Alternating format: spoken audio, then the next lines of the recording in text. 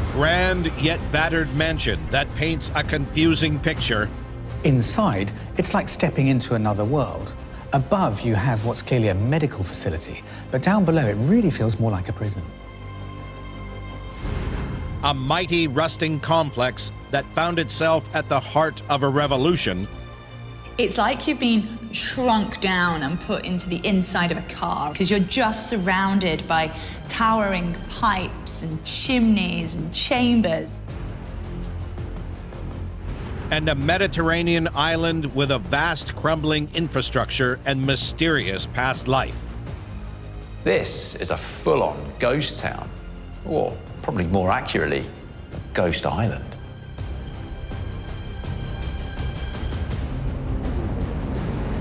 Decaying relics, ruins of lost worlds. Forged through years of toil, now haunted by the past. Their secrets waiting to be revealed.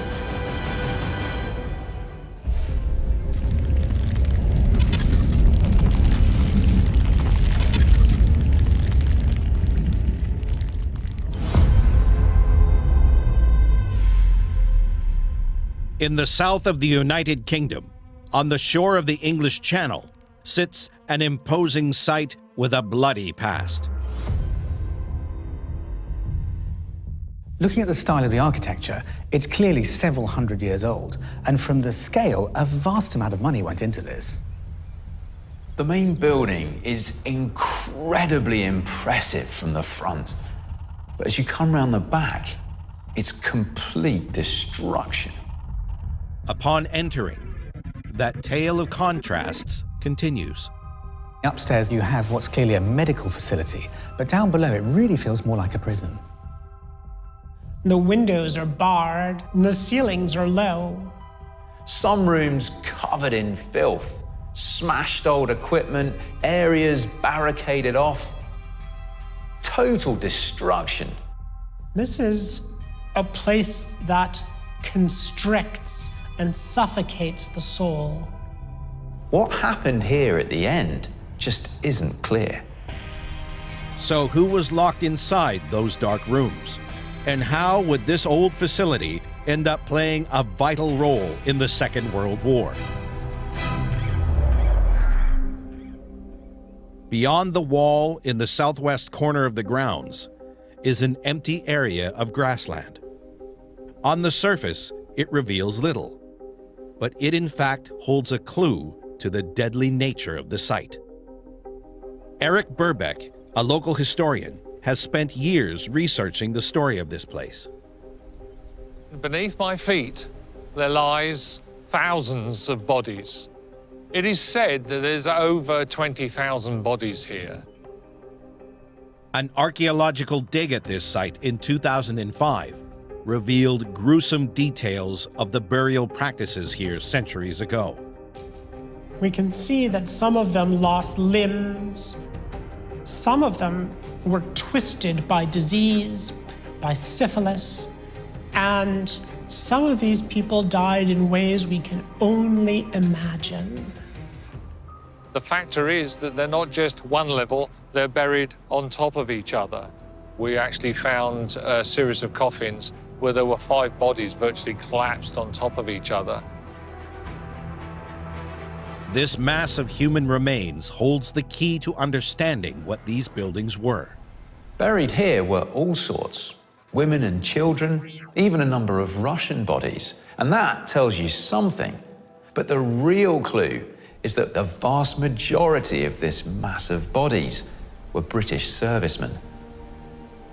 This is the Royal Hospital Haslar, a naval facility completed in 1762. When it was built, it was absolutely enormous. The largest brick building anywhere in Europe. And that scale gives you an idea of the desperate need for something like this at the time. Almost everything in the Royal Navy was powered by humans. If people were needed to power the fleet, then there had to be a place to fix people when they were broken or when they were sick. But all around the site are features that suggest this wasn't an ordinary hospital for ordinary patients. It's the kind of place that feels like it's a very good defensive position, but actually that also makes it incredibly useful for keeping people in. There's water on 3 sides, which stops people from leaving it. There are also watchtowers all round it. The Royal Navy was filled with people who were conscripted, and it wasn't a draft that brought them into the Royal Navy. It was 5 guys and some sticks who would go out, hit them over the head, and drag them onto His Majesty's ships. Known as being press-ganged into service, for those wishing to flee this life at sea, their best opportunity was found back on shore. Escape attempts were common. They'd crawl through the sewers, climb the fences, try and smuggle their way out. Every possible exit would have been tested out by those desperate to escape this place and escape from the Navy. But for most new arrivals, escape was still a distant thought. Survival was the priority. There's even a very famous phrase that is supposed to have come from this place. The way people were brought in is they were rowed up a creek into the building. And if they didn't have a paddle and they were the ones who were being brought here, they were clearly in a bad way. They were up the creek without a paddle. Just a few decades after the hospital opened, the bloody battles of the Napoleonic Wars, like Trafalgar and Waterloo, tested the Royal Navy to its limits. Injured sailors were no longer arriving here slowly along the creek, but in their droves directly from the docks. When casualties arrived in great numbers, they would be brought into here and they would just literally occupy the space on the stone flags. They would be propped up against the wall, some lying, and obviously some in great pain and groaning. In fact, we have written evidence of the fact that on one day alone, there were some 88 bodies wanting burial, as well as the casualties who were here. It must have been absolute bedlam. People were wounded by cannonball that could take off a leg. They were wounded by huge razor-sharp chunks of wood blown off the side of ships. There was blood, there was sick, there were guts, and it was all a harsh, difficult place to be. At the time, there was no triage system in place. No matter the urgency of your ailment, this was a first-come, first-served facility. And here we have the receiving room where, as a casualty, you would be lifted off the flagstones and brought in, assessed by the surgeon, hospital mate. Treatment here in those days was quite brutal, actually. Amputation, treating major wounds, fractures and such like. No anesthetic, and not even a tot of rum. For those ending up inside Haslar, survival was far from guaranteed. For the next 100 years, the sick and injured continued to pour in. Yet Haslar was to go through an extraordinary transformation. What part would it play in one of the most ambitious top-secret campaigns in history?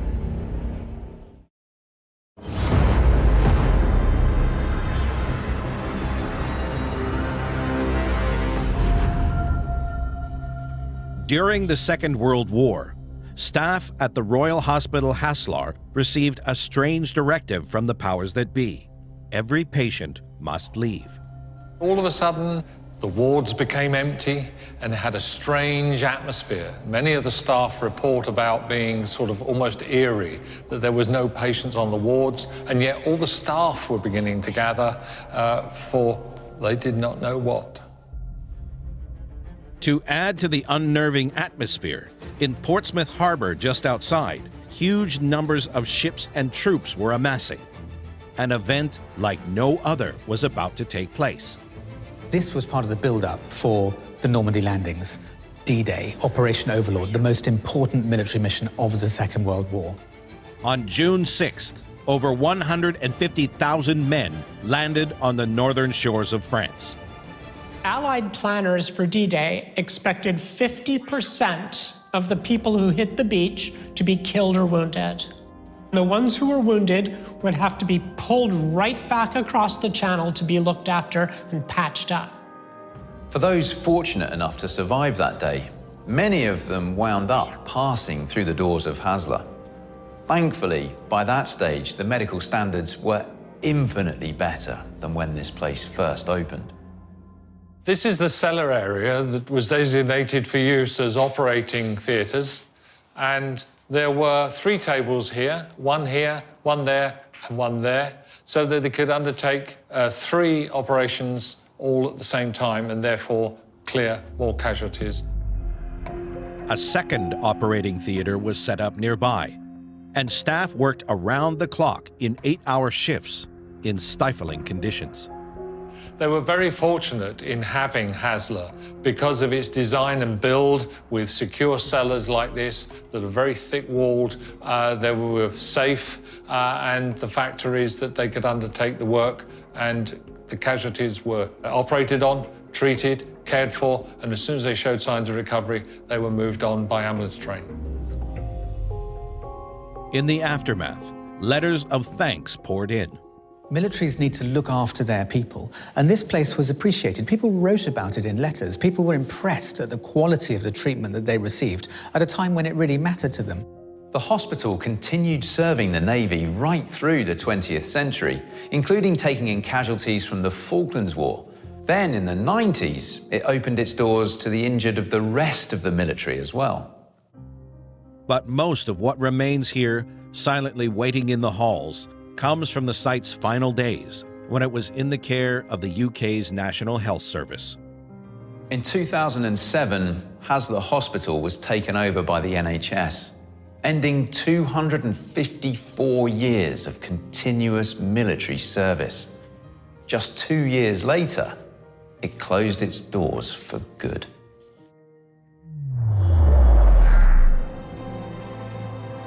Today, the old hospital site is being redeveloped into a residential area, and those historic buildings are at the center of this project. I worked and served here for over 55 years. I have a great love for this building, like many of my friends and colleagues who worked here. Haslar is still here. It is Haslar, always will be Haslar. It may be in a new guise, in the fact of a new community. I have every belief that Haslar will still be here in 100, 150 years' time.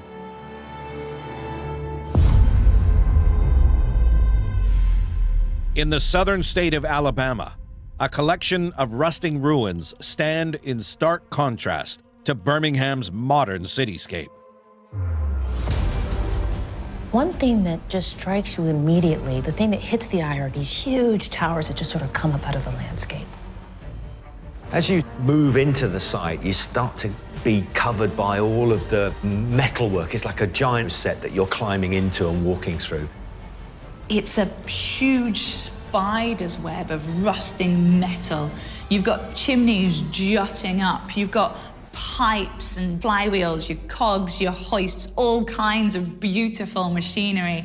And then you've got tunnels, and you've got water towers, you've got trains, you've got your locomotives. This place was seriously on the industrial scale. Dissecting the complex is a vast network of routeways.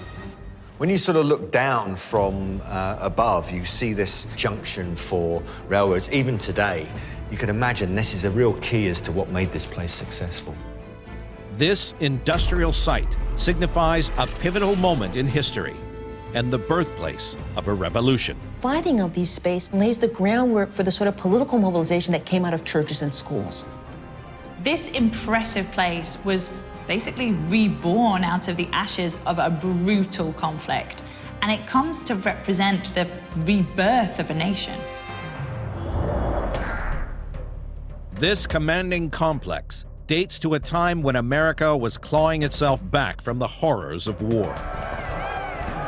William T. Sherman, a prominent Union general during the Civil War, was a renowned military strategist, but he left utter carnage in his wake with his scorched earth policy.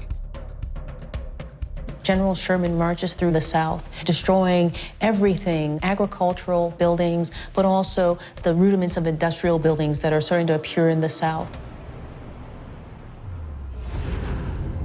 With its fledgling industry totally crippled, the southern states knew they had to rebuild. It would see the birth of a new movement with dramatic consequences.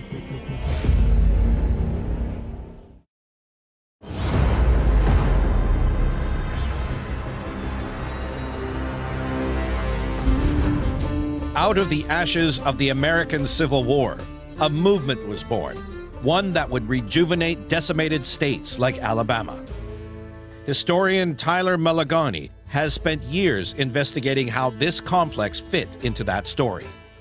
So basically, nothing was here before the Civil War or even during the Civil War. Birmingham didn't begin until 1871. And that's when we see the growth of the New South movement, bringing industry to the South so the South never again would have to rely on northern goods coming down. We can make our own stuff right here in Birmingham. The area around Birmingham offered something incredibly unique, perfect for making iron. The location of this place was just absolutely perfect because of just how cheaply they could make the iron. Within a 30-mile radius, you could get the 3 components that you need to make iron. So you've got your iron ore, your limestone, and your coal. And it's one of the only places in the world where you can find all 3 so close together. To exploit it, they first needed a means of transportation. Now, of course, we can make all the iron in the world, but if we couldn't transport that iron, it was useless. And that's why we're right next to this railroad that's behind me. Without railroads, Birmingham never would have been possible. It's the first industrial city built in the United States, not next to a body of water, just because of the railroads. Colonel James Wither Sloss, integral in bringing railroads to the area, didn't stop there. And in 1882, the Sloss furnaces were born. What we're on right now is called a blast furnace. This is really what we use to make the iron. The Sloss Furnace Company quickly became one of the largest pig iron producing companies in the world. The process of making pig iron is both dangerous and complex. The cool thing about this spot is we can see a lot that goes into actually making the iron. It's a lot more than just a blast furnace. Huge towers created hot air that was blasted into the furnace to bring the temperature up to 3,800 degrees Fahrenheit. Now, the water tower is also really important. Without water, we couldn't cool the furnace to help keep it from melting down and make the steam that helped power the site. When in operation, this place would have dominated the skyline. You've got this iron running off and it is glowing, it's so hot. This entire network would be glowing and it doesn't stop. It is going 24 hours a day, 7 days a week. To keep this powerhouse running required a huge amount of labor. And one of the buildings provides a clue to the makeup of the workforce. This building is the old black bathhouse. So this is where the black workers would have to shower after their shifts because, of course, this is in the middle of Birmingham, right in the middle of segregation. And Sloss was no different. Sloss could entice workers, black workers, to work for very little pay by providing housing, by providing things that supported communities, churches and other buildings, other community centers, education. And so it could do things that could sort of pull people in to work for them for little pay, again, in a landscape when there aren't many options. A lot of them were either ex-slaves or children of ex-slaves at the very beginning. So being able to provide an education for their children was a very, very big part of why they came to live here and why they came to work at a site like this. Over 70% of the workforce was black, primarily based in small cottages in a community that became known as the Sloss Quarters. But like much of America at that time, segregation was heavily enforced. The company operated a strict hierarchy. At the top was an all-white group of managers, chemists, accountants, and engineers. At the bottom, an all-black labor gang. The segregation that's happening at Sloss is part of a larger fabric in which so many things are segregated, and you don't necessarily need signs. They're segregated by custom. At Schloss, this played out by having to bathe in separate bathhouses, punch in separate time clocks, and attend separate company picnics. It wasn't just the workplace that was segregated. The whole city was divided, and it was coming to a head. They had this police commissioner, Eugene Bull Connor, who was very, very repressive and was brutal in a city that had a particularly rigid regime of segregation, that had a history of violence, so much so it was known as Birmingham. The city was notorious for its discriminatory practices. Yet policies employed by companies like Schloss were having an unintentional effect. By providing schools, churches, houses that are proximate to the facility, that are spaces where African American people can commune, that's something that is absolutely vital for sort of building up grassroots networks and lays the groundwork for the sort of political mobilization that came out of churches and schools. Finally, in 1963, tensions reached boiling point. Birmingham was about to become the focus of international attention.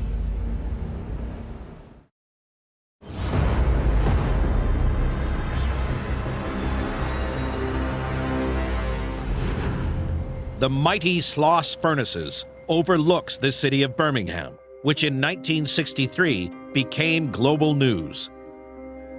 Martin Luther King went to Birmingham in part because segregation was so rigid there and the city's regime was particularly virulent against blacks. So King goes there to draw attention, to also to desegregate the city, and it leads to this children's crusade against segregation and racism in the city that brings in thousands of children who march and who are then seized upon by dogs and water hoses in a way that is incredibly brutal, that brings domestic and international attention.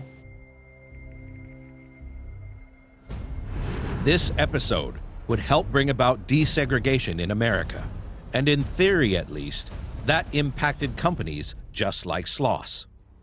Once the workforce becomes desegregated, everyone has, at least on paper, an equal opportunity. African Americans now can apply for higher positions, where before they weren't allowed to. So desegregation was a big part of the history of Schloss in that sense. In practice, however, while mid-level roles did open up, black workers were largely restricted to helper roles.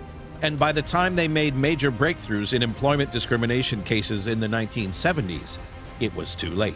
The era of massive plant shutdowns had begun and was already costing them their jobs.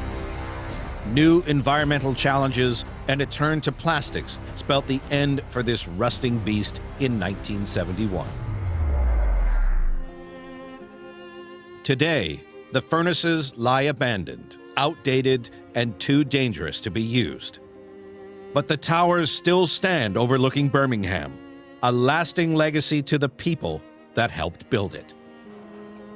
I think the preservation of Schloss is important not only as a record to the way in which the South rebuilt itself after the Civil War, but also it's a really important part of a fabric of not only civil rights history, but the history of black workers in the South.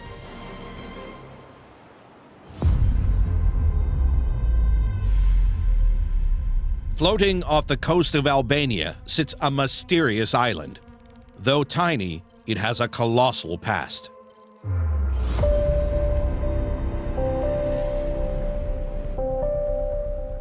As you approach, it's your typical Mediterranean, Adriatic island. It's covered here and there with pines and olive groves and has nice little beaches visible from a distance. As you get closer, you start noticing that the whole island is studded by little concrete structures. And it's not just one or two, it's hundreds, maybe thousands. But in amongst these little pockets of concrete, more serious and substantial constructions emerge. It's only once on the island, the true extent of the complex becomes clear. Old beds, discarded kitchen utensils, abandoned schools. All in a real state of ruin and decay. And it makes you wonder, was it just a passage of time that did for these buildings, or were they destroyed in some kind of a military conflict? This all suggests a significant population once lived here, and they weren't just passing through either. This is a full-on ghost town, or probably more accurately, a ghost island. Delving into underground tunnels, the mystery deepens. Lying on the ground, you come across these gas masks. So it appears they might have been preparing for some kind of nuclear or chemical attack. And some of these gas masks are tiny, like they were designed for children. So what is this place? And who were the islanders so afraid of?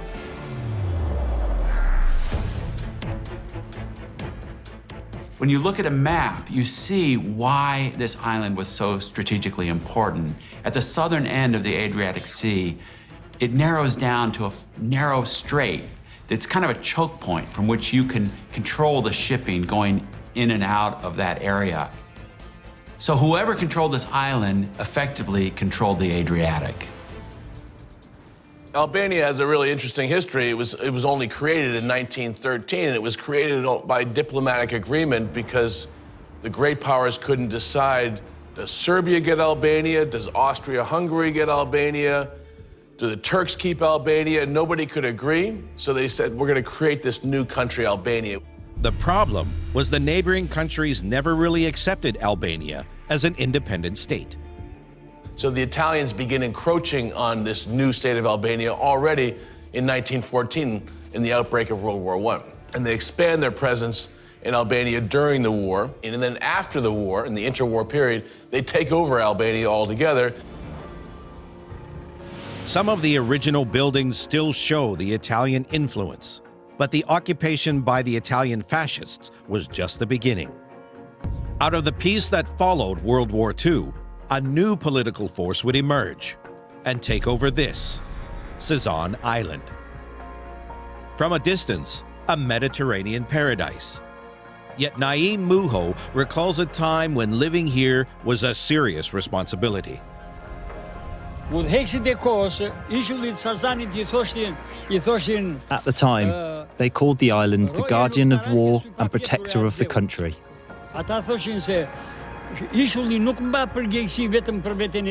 They said that the island was not only responsible for protecting itself with its inhabitants, but to report to Albania the arrival of the enemy. But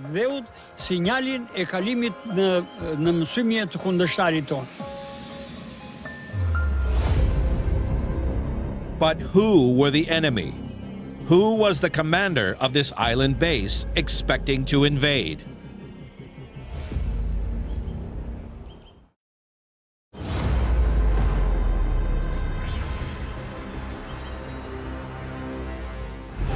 Off the coast of Albania is Sazan Island, heavily engineered as the country's front line of defense. After World War II, Albania was controlled by a communist dictatorship that was very friendly to the Soviet Union. The Soviets poured enormous military resources into this island. They built a port for servicing submarines. They built this extensive array of tunnels, thousands of bunkers, and an airfield. You could almost say they converted it into something like a stationary aircraft carrier. At the heart of the regime was Enver Hoxha, the Albanian dictator. And though he was at first in alliance with the communist superpowers, he knew they could turn tail on him and take over the country at any time. Over time, Albania asserted more control over the island. The Russians left, but the Albanian dictatorship was extremely paranoid. Enver Hoxha fears American aggression, fears Soviet aggression, fears Chinese aggression as well. And that paranoia is rendered real and palpable by all of these pillboxes everywhere. I mean, they are all over this island. Hoxha saw enemies around every corner. So they saw this island as their first line of defense from any future invasion. Despite this, the island was home, and Commander Muho has fond memories of living here with his wife and daughters. at least for a time. This was an amazing villa. It's a pity to see it ruined now. Here, I also hosted important and powerful people whom I respected and who respected me. I keep very beautiful memories of my home. Over 3,000 soldiers and their families lived on this island, and with them came a community. The building that is in front of us was the home of the former soldiers, where very beautiful cultural and artistic activities were also carried out. At the top, there is a cinema that screened about 3 films a week. But the threat of attack was ever present in their minds, and the protection of its people and weapons was paramount. A marvelous work of fortification of this strategic structure was done. All weapons, equipment, and material resources had to be hidden underground, so that in wartime everything was tunneled.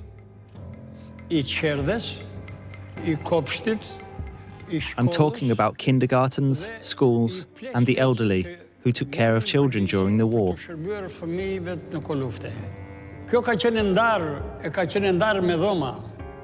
This area you see now was divided into rooms. There were the dormitories, the kitchen, the canteen, the warehouse, the classrooms. There was everything.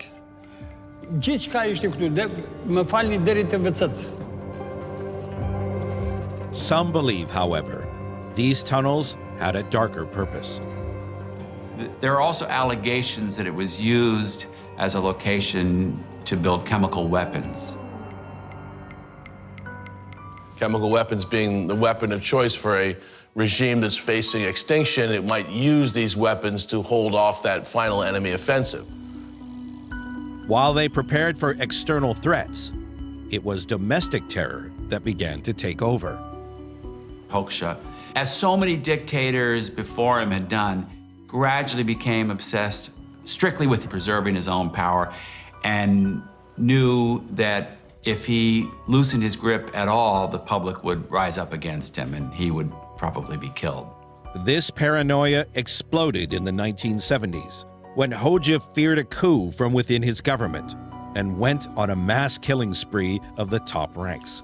You can still see the villa of the communist defense minister, but he was executed as a traitor by the ever more paranoid dictator Enver Hoxha in 1974. As a close ally of the assassinated defense minister, Commander Muho was on shaky ground. After the defense minister was purged, you can imagine that anyone close to him, including the commander of Sazan, would be very understandably paranoid that they might be next. In 1985, he found himself imprisoned as an enemy of the fatherland. Yet it was only in 1989 that the commander tasted freedom once again, in time to see the collapse of the last communist state in Europe. Much of the evident damage is from recent training exercises involving British Marines and the Albanian Navy. But the island is no longer the preserve of military forces. Sazan is a really fascinating place for tourists to visit, so they have opened up the island to tourists, for people who want to see all of this military history up close. St. John, the U.S. Virgin Islands. On the north coast of this Caribbean haven are the remains of structures that speak of a different time.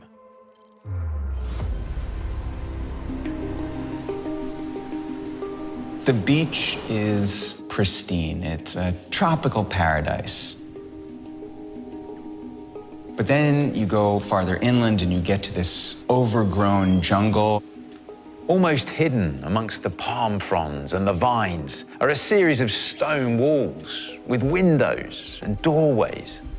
This isn't just a palatial house. This is something far more complex. Given that there's this chimney and there are channels, you then start to wonder if it's an industrial building. If this was once a site of industry, is the large flat circle of stone a clue to what was made here? Such an exact round shape suggests a specific process, but it's not clear what that process is. A short distance away, near the water's edge, another ruin towers over the landscape. There's a huge stone building that's on the mountainside, and it doesn't seem connected at all. Both buildings are in the same stone style and with a specific design, but it's not quite clear what the linkage between the two sites was. So what were these used for? And is this damage a clue as to why these buildings have just been left to crumble into the jungle?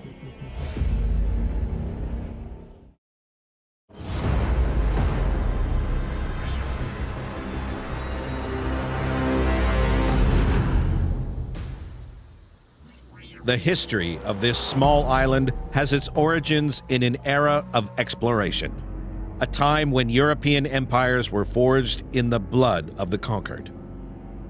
In the 17th century, the Caribbean was being divided up by European powers eager to exploit its resources. And this particular area was settled by the Danes. These Danish explorers encountered disease and life-threatening conditions. There were hurricanes and earthquakes. There wasn't much fresh water on the island. Many lost their lives upon arriving here, but the risk was deemed worth it.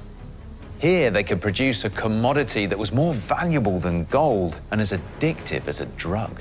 This industry is not just going to produce a lot of wealth for those who own it, it is going to change the social and economic fabric of the West. Without the wealth generated here in the Caribbean, the Industrial Revolution would have been impossible.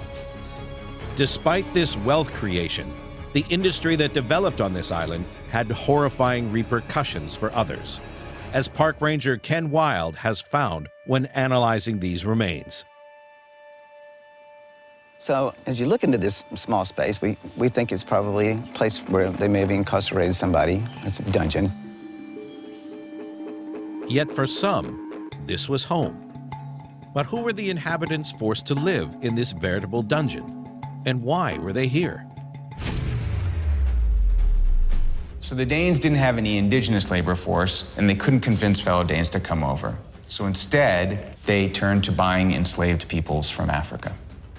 You would have people being not only subject to an incredibly arduous, long, cramped, deadly voyage across the Atlantic, but then they would be in a situation where they would often work 18 to 20-hour days, especially during harvest. This is the Cinnamon Bay Plantation. What was grown and processed here was sugarcane. The sugar industry and the slave industry were intimately interlinked, and you need a large labor force to produce it economically. Indeed, one of the reasons why there's such a high level of export of enslaved labor to the Caribbean is that people die off. It's deadly labor. If you have 4,000 enslaved people on this island, it must have been just horrendous. And because the punishments for any infraction were just so severe. Sugar is a very delicate process, and you need to have workers that are completely subsumed to a heavy disciplinary system so that you can get them doing what you want them to do at the time you want it done. The back-breaking labor began in the dense, humid fields of towering sugarcane. Most people haven't wielded a machete and tried to cut cane, but it's one of the most difficult agricultural tasks you can imagine. From here, it was transported to the processing site above, where the circular structure still visible today came into play. So we're standing on top of the animal mill. You've got your rollers here, and so you have your animals going around in a circle. We find these round platforms all over the island. 4 people were needed to run the horse mill. 1 drove the animals, 2 worked the rollers, feeding the stalk back and forth, and a 4th took away the leftover sugarcane pulp, called bagasse. This pulp was then turned into highly lucrative brown sugar. But trouble was brewing on the tropical island. So in these terrible conditions, we shouldn't be surprised that the slaves started to hatch plans for rebellion. The Danish West India Company only employed 6 soldiers to watch over the entire island. They were vastly outnumbered. The revolt started on one plantation, Coral Bay, and then moved on to the fort. This revolt was not only long-lasting, it was incredibly deadly and destructive. 1/3 of the white inhabitants were perhaps killed, and up to 1/2 of the plantations were destroyed. The Danish just didn't have the manpower to fight back. Instead, they enlisted the help of French and Swiss colonialists. The insurgents held their ground, fighting a guerrilla-style war that lasted for 10 weeks. The last rebel was finally captured on the 23rd of August, 1734. After the uprising was crushed, punishments and cruelty towards the slaves only intensified, intended to serve as a warning to others. But the terror tactics in the end didn't work. The Caribbean sugar industry would be plagued by rebellions right up until the abolition of slavery by the British Empire in 1834. With slavery outlawed and increased competition from mainland Europe, the sugar industry rapidly declined. Before long, the stone buildings were abandoned. For decades, the structures lay at the mercy of the ever-encroaching jungle, until the American government purchased the island from the Danish and preserved much of it as a national park. This site is incredibly important. It's one of the few sites in the Americas, especially something that's now part of the United States, where we actually can go to the site of a slave revolt, one of the earliest, one of the longest, one of the largest.